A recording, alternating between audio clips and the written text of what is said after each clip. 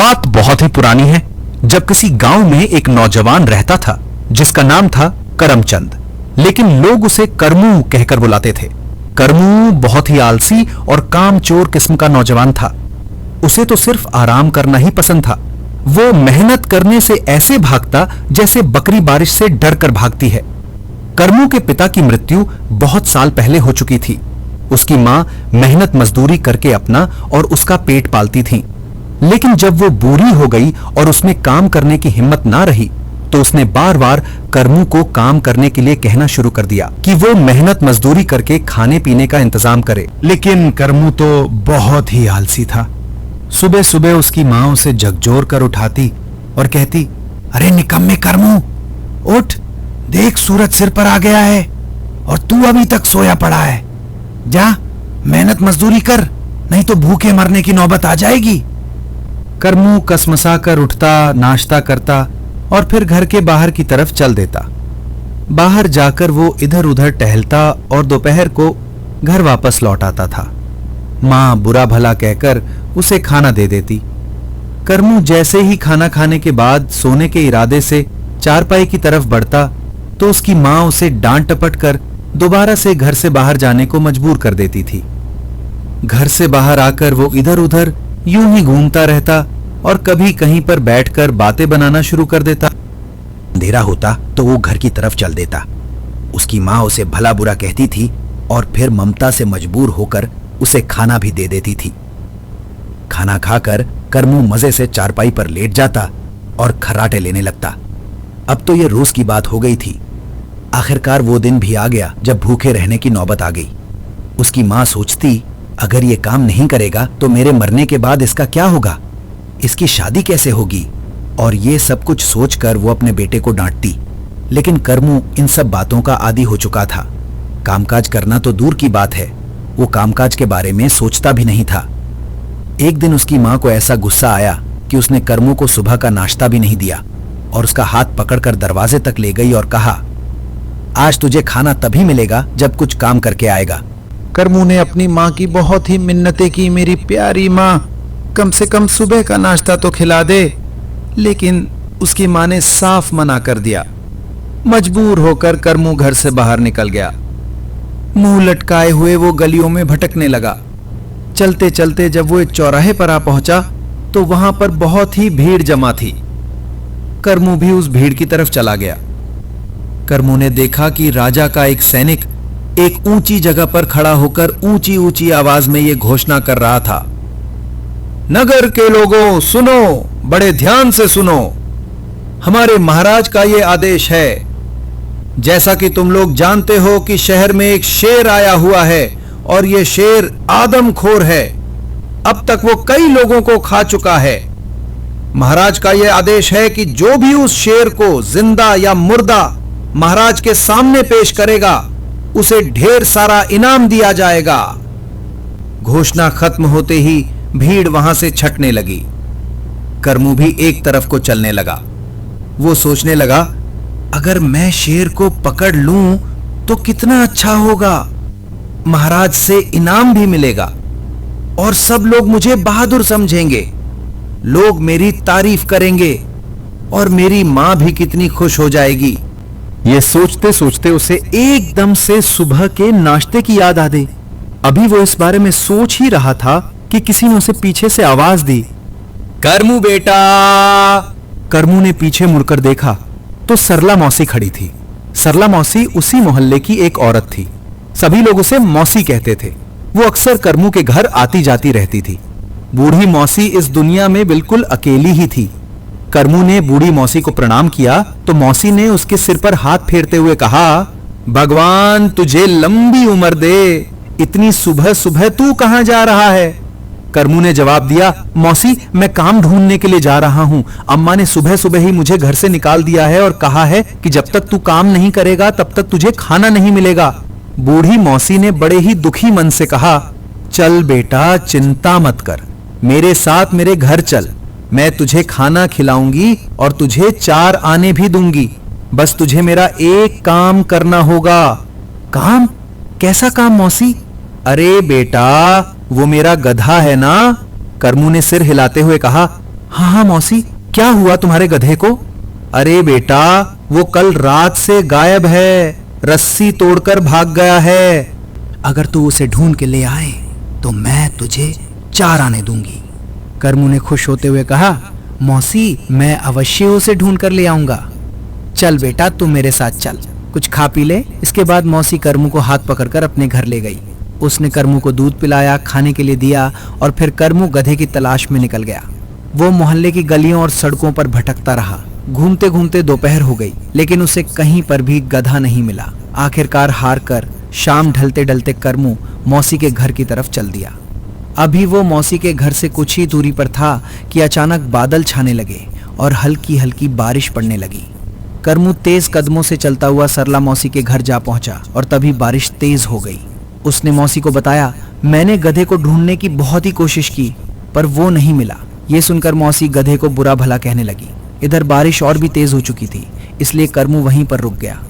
मौसी ने उसके लिए गरम गरम दूध तैयार किया। मौसी का मकान कच्चा था और ऊपर खपैल पड़ी हुई थी। तेज बारिश की वजह से खपैल में से जगह जगह से पानी की बूंदें टपक रही थी। करमू ने कहा, मौसी आपने सुना क्या?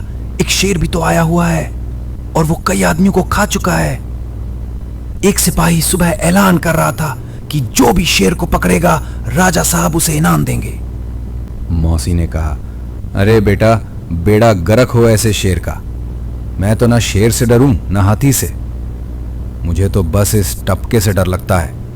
इसकी वजह से सारी चीजों का नाश हो जाता है।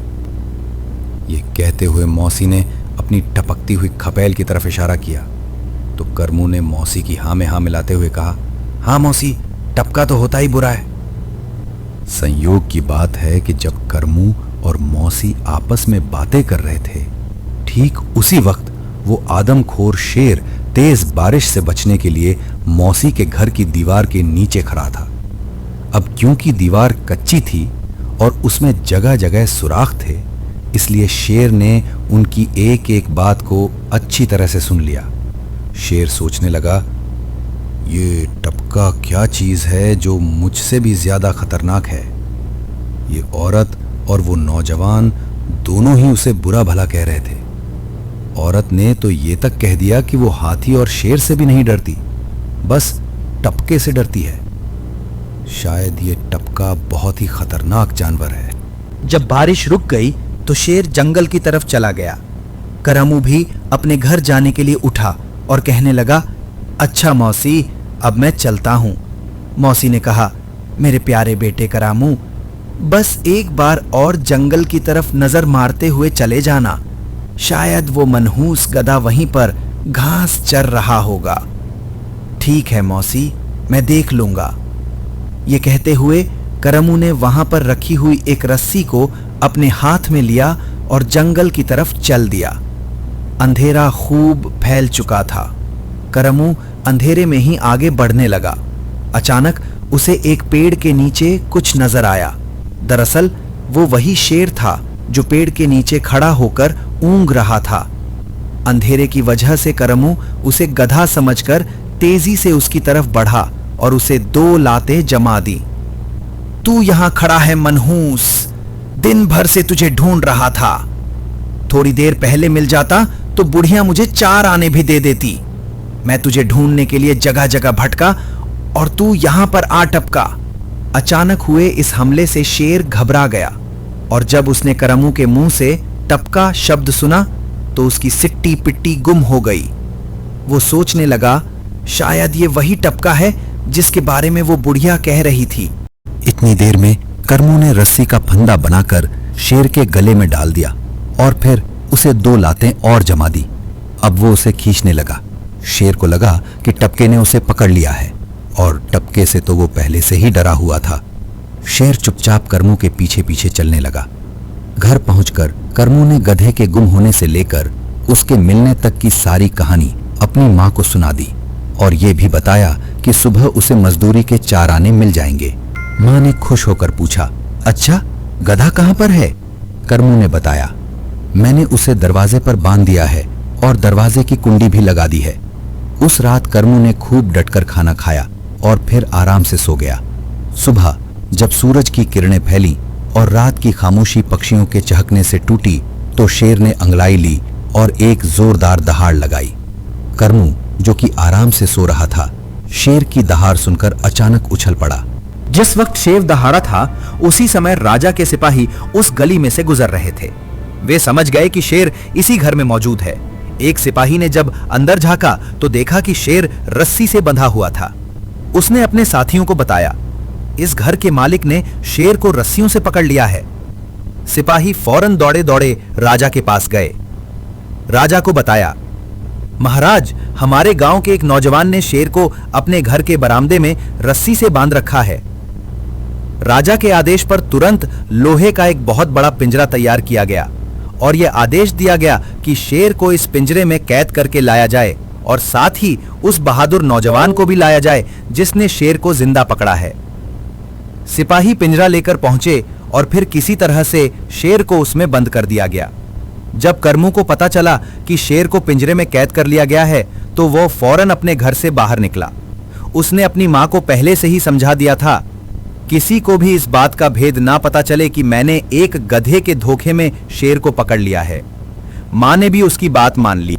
इसके बाद करमू को पूरे सम्मान के साथ एक बहुत ही आलीशान घोड़ा गाड़ी में बिठाकर महल की तरफ रवाना किया गया। गांव के सभी लोग करमू की तरफ हैरानी से देख रहे थे। लोगों ने कभी सपने में भी नहीं सोचा था कि करमू जैसा आलसी और कामचोर आदमी इतना बड़ा कारनामा कर सकता है। करमू गर्दन अकड़ाए हुए घोड़ा गाड़ी पर बैठा था और टेढ़ी नजरों से वो गांव वालों को देख रहा था। करमू को राजा के सामने पेश किया गया तो राजा भी हैरान रह गया कि इस नौजवान ने वो काम कर दिखाया जो उसकी सेना अब तक नहीं कर सकी थी। राजा ने करमू को शाबाशी दी। वो बार बार उसकी पीठ थपथपाता और उसकी तारीफ करता। करमू को उसकी बहादुरी के बदले में 10,000 सोने के सिक्के, 2 कीमती घोड़े, नौकर चाकर और एक आलीशान मकान दिया गया। तो दोस्तों, यह थी आज की कहानी। कहानी यहीं खत्म होती है। कहानी कैसी लगी कमेंट करके जरूर बताइएगा। चैनल पर नए हैं तो चैनल को सब्सक्राइब करना बिल्कुल भी मत भूलिएगा। मिलते हैं अगले वीडियो में, तब तक के लिए राधे राधे।